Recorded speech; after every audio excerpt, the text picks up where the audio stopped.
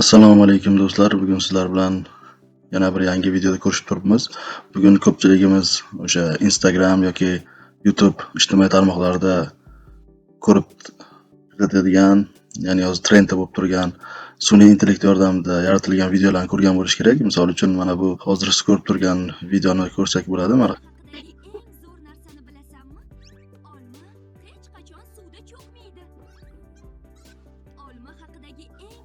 Mana shunga o'xshagan yoki bu videolar orqali ko'pchilik mana shunday yaxshigina prosmotrlar va hattoki o'sha kichikroq yoki kattaroq hayvonlar ko'rinishini video qilib, mana 14 million, 10 million prosmotr va mana podpисчиклар yig'gan kanallarni hozir ko'rishingiz mumkin. Demak, mana shunday videolarni qanday qilib bugun siz bilan bepul, hech qanday to'lovlarsiz yoki qiyinchiliksiz oddiygina kompyuterdan ma'lum saytlarga kirgan holda tayyorlashni o'rganib olamiz. Albatta, video boshlashdan oldin kanalga obuna bo'lib qo'yishni unutmang. Demak, bunday videolar tayyorlash uchun birinchi o'rinda biz tasvir generatsiyasini qilib olishimiz kerak. Ya'ni ana shu videoni birinchi ko'rinish rasmini tayyorlab olishimiz kerak bo'ladi. Buning uchun hozir juda ham sun'iy intellektlar ko'p. ChatGPT misol uchun yoki Gemini kabi o'zimiz xohlagan, o'zimizga ishlash qulay bo'lgan sun'iy intellektdan foydalansak bo'ladi. Buning uchun mana hozir ChatGPTdan misol qilib ko'rsataman. ChatGPTga kirib olamiz. Xohlagan brauzerdan kirib olsak bo'ladi va mana Novi chat qismida aynan rasm yaratish bo'yicha prompt yozamiz. Mana bu yerda pastda yana bir qancha qo'shimcha rasmlar bilan ishlash bo'limlari bor. Agar bu haqda ham sizga video chiqarish kerak bo'lsa, bular bilan ishlash qiziq bo'lsa, bu haqda ham yozib qoldiring. Albatta, ular bilan ishlash bo'yicha ham video chiqarishga harakat qilamiz.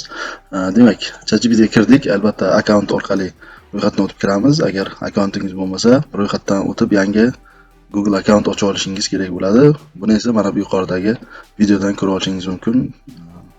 Pastda ham opsiyada qoldiramiz. Mana shu videodan qanday qilib yangi account ochishni o'rganib olasiz. Umuman sun'iy intellektlar biz ko'rayotgan, bundan keyin ko'rib chiqadigan saytlar uchun ham juda ham muhim hisoblanadi. Shuning uchun albatta ro'yxatdan o'tgan account bo'lishi maqsadga muvofiq. Demak, misol sifatida boya biz ko'rib o'tgan mevalarni gapirtirish, ya'ni mevalar o'zlari haqida qisqa foydali ma'lumot beradigan video qilishni ko'rib chiqamiz. Demak, buning uchun quyidagicha prompt yozamiz. Deylik, masalan, mana olma, nok va shunga o'xshash mevalar qiziqarli 3D ko'rinishida professional sinematik uslubida o'z ko'zlari, yuzlari, og'izlari bor holatda qilib gapirayotgan holati rasmini hosil qilish uchun generatsiya qilish promptlarini batafsil yozib ber deb yozamiz. Bizga bu bir qancha aynan mevalar uchun prompt yozib beradi. Mana jo'natib kutamiz.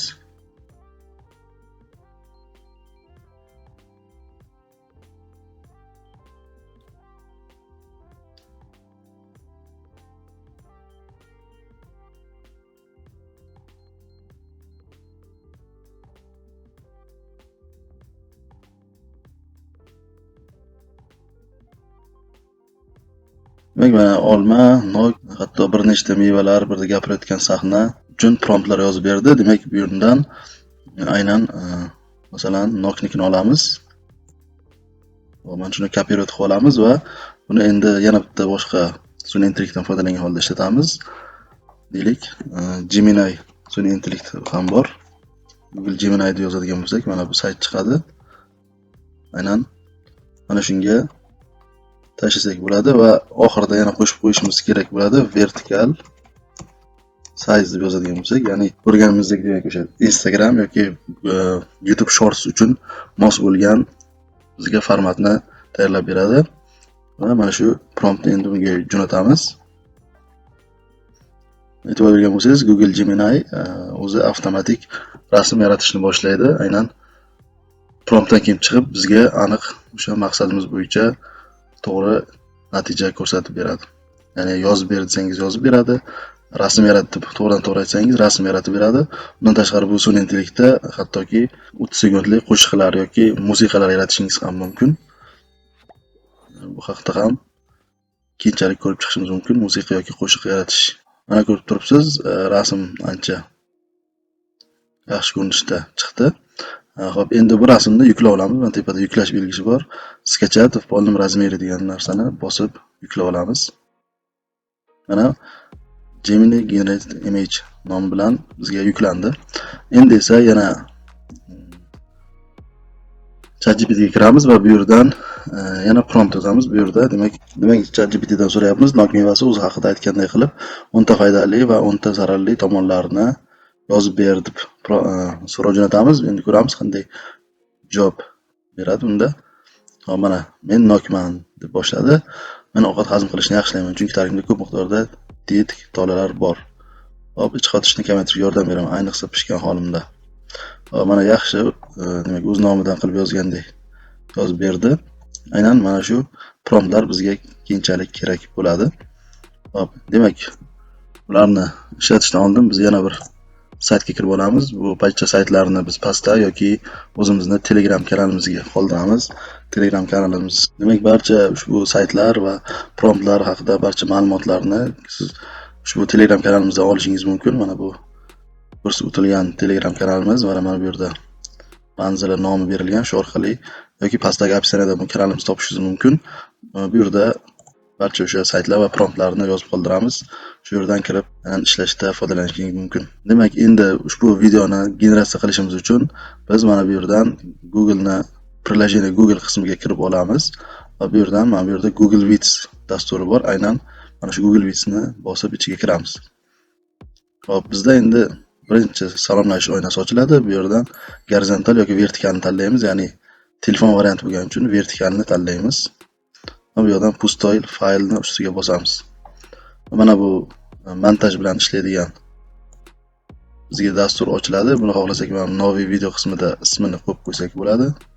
Misol uchun mevalar nomlab qo'ysak o'zimizga osonroq bo'ladi. Endi video generatsiya qilish uchun esa mana bu yerdan video bo'limini tanlaymiz. Mana o'ng tarafdagi video bo'limini bosamiz. Va bu yerdan esa sozdать с нуля yozuvini ustiga bosib, bu yerdan animировать изображение ni tanlaymiz. Shu orqali biz endi o'zimiz tanlagan rasmni videoga aylantirsak bo'ladi. Demak, pastdagi источник ustini pastga bosib qo'yamiz. Va mana bu yerda sketch qilingan faylimizni ochsak bo'ladi. Boya mana Gemini generate image, shuni ustiga bosib turib qo'yavermasdan pastga olib tushamiz.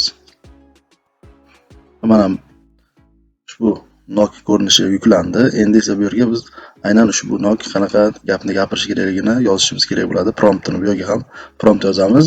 Buning uchun boya o'sha kirgan ChatGPT orqali yozdirgan mana bu promptlarni bittasidan ichidan tanlab olishimiz kerak bo'ladi.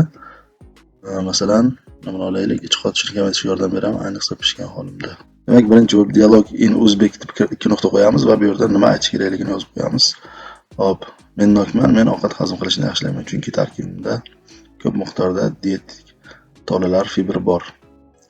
Ich qotishni kamaytirishga yordam beraman.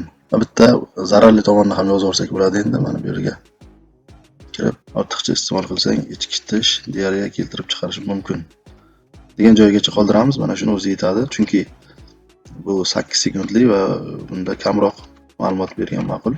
Ya'ni ushbu biz hozir qilgan video uzunligi 8 sekundli bo'ladi.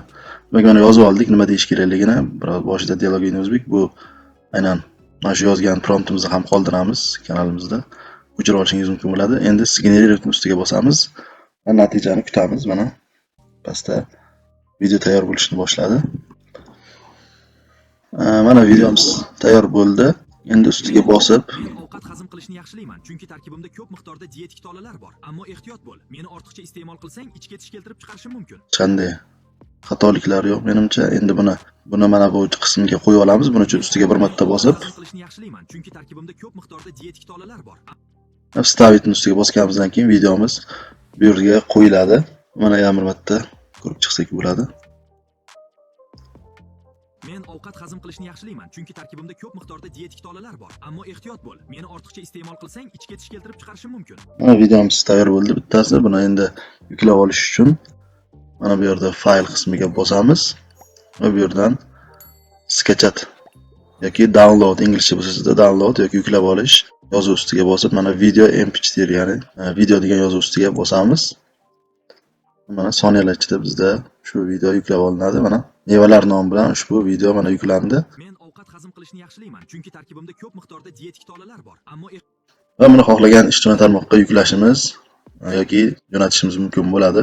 Demak, mana videoni o'sha noldan yaratish jarayonlarini birgalikda ko'rib chiqdik. Xuddi shunday siz o'zingiz xohlagan asosiy g'oyangiz bilan bemalol kerakli videoni, qiziqarli deb hisoblagan videoni, trend videolarni yaratishingiz mumkin bo'ladi. E'tiboringiz uchun rahmat. O'ylaymizki, video sizga foydali bo'ldi. Savol va takliflaringiz yoki qo'shimcha fikrlaringiz bo'ladigan bo'lsa, albatta yozib qoldiring. E'tiboringiz uchun rahmat.